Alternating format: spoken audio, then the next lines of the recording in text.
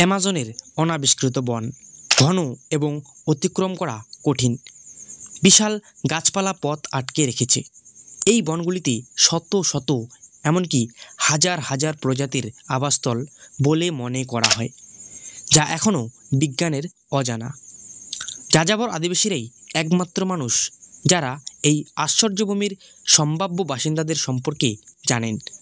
তবে অন্ধকার আমাজনের আশ্চর্যভূমিতে এই বনগুলি অন্বেষণ করতে গিয়ে অনেক বিজ্ঞানী তাদের প্রাণ হারিয়েছেন। তা নিয়ে কোনো আশ্চর্যের অবকাশ নেই।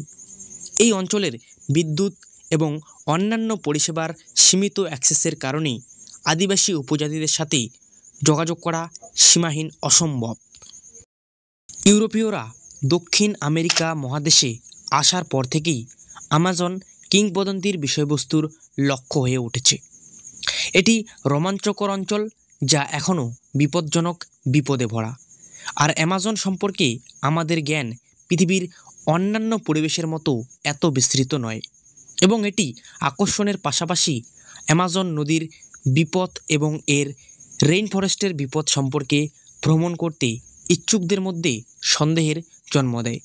তবে আজকের এই ভিডিওটিতে আমি অ্যামাজন ও অ্যামাজনের রেইন ফরেস্টের সবচেয়ে বিপজ্জনক প্রাণীগুলির নাম বলবো। তো দেরি না করে চলুন ভিডিওটি শুরু করা যাক। তো নাম্বার 1, সবুজ অ্যানাকোন্ডা সাপ। অ্যামাজন নানা ধরনের ভয়ঙ্কর এবং বিপজ্জনক সাপের আবাসস্থল, যার মধ্যে রয়েছে অত্যন্ত বিষাক্ত পিট ভাইপার থেকে শুরু করে হিংস্র দক্ষিণ আমেরিকার র্যাটল স্নেক। তবে সবুজ বিশাল অ্যানাকোন্ডার চেয়েও ভয়ঙ্কর আর কোনো সাপ নেই। 30 ফুটেরও বেশি লম্বা এবং 500 পাউন্ডেরও বেশি ওজনের এটি বিশ্বের সবচেয়ে বড় সাপ। সুখবর হলেও তারা বিষাক্ত নয়, বরং তারা তাদের শক্তিশালী পেশি ব্যবহার করে তাদের শিকারকে সংকুচিত করে এবং শ্বাসরোধ করে, তারপর চিবিয়ে না খেয়ে পুরোটা গিলে ফেলে। তারা বিশেষভাবে চটপটে এবং জলে গোপনে থাকে এবং অ্যামাজন নদীতে লুকিয়ে থাকে, যাতে তারা সহজে শিকারকে আঘাত করতে পারে বা কাবু করতে পারে। এদের শিকারের মধ্যে রয়েছে জাগুয়ার, কেমান, কচ্ছপ, বন্য শূকর, হরিণ এবং মানুষ।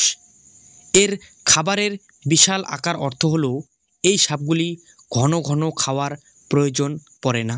এরা একবার খাবার খেলে কয়েক মাস পর্যন্ত না খেয়েও থাকতে পারে।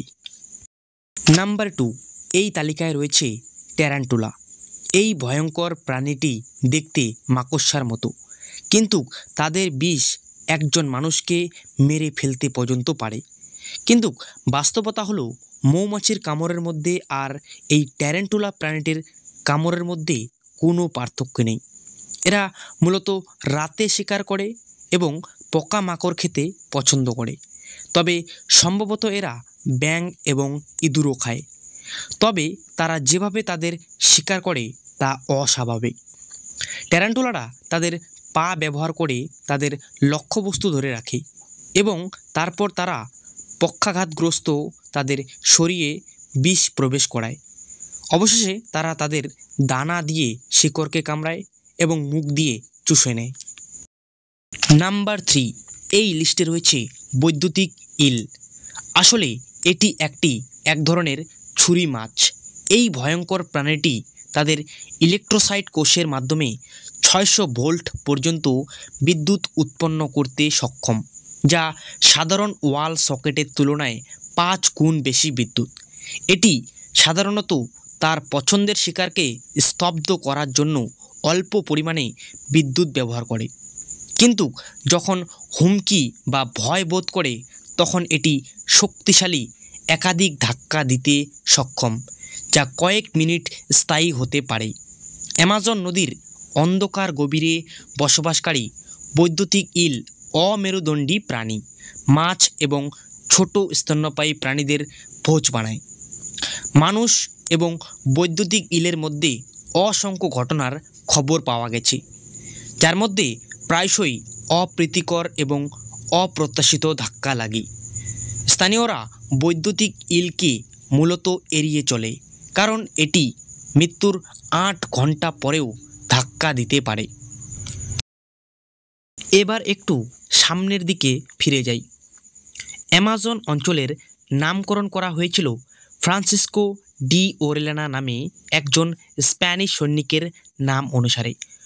1541 সালে ডি ওরেলানা ছিলেন প্রথম ইউরোপীয় যিনি এই অঞ্চলটি ঘুরে দেখেন এবং 1542 সালে নদীর মোহনায় পৌঁছান ব্রিটানিকা অনুসারে।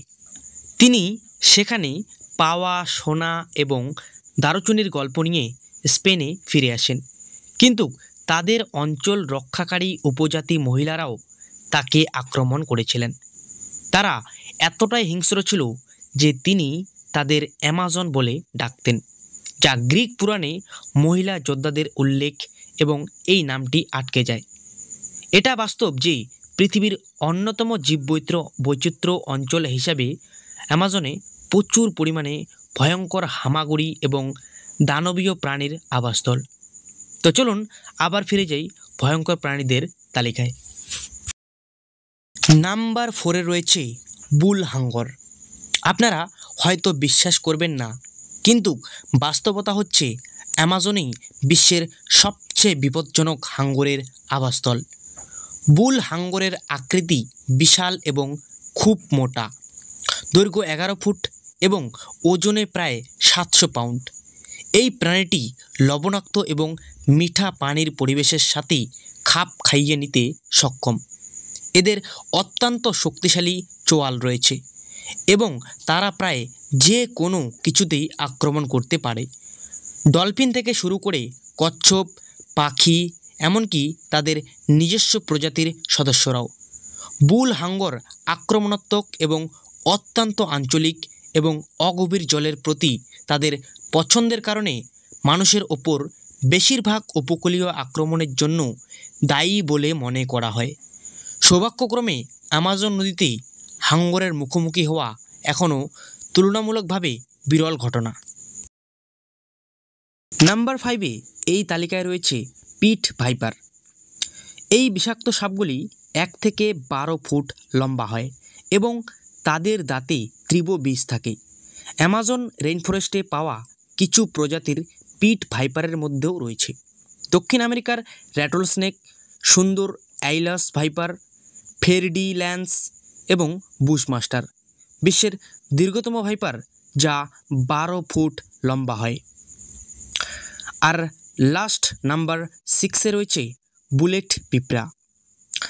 1 ইঞ্চিরও বেশি লম্বা এই পিঁপড়াগুলো স্মিথের স্টিং পেইন ইন্ডেক্সে রেকর্ড 4.0 হোল দিতে পারে, যা এতটাই শক্তিশালী যে ভুক্তভোগীরা প্রায়শই গুলি লাগার ব্যথার সাথে তুলনা করেন। তাই এর নামকরণ করা হয়েছে বুলেট পিঁপড়া। এর ব্যথা সর্বগ্রাসী এবং 24 ঘন্টা পর্যন্ত স্থায়ী থাকে।